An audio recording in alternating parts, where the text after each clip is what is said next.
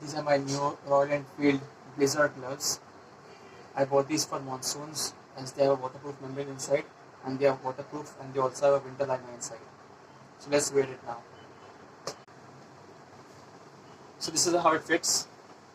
This is the medium size, and it fits quite well. Initially you'll have some trouble operating the clutch and the indicators and accelerator because there's a thick liner inside, but you'll get used to that. I've already used it in heavy rains and it worked quite well, but also you can see it now.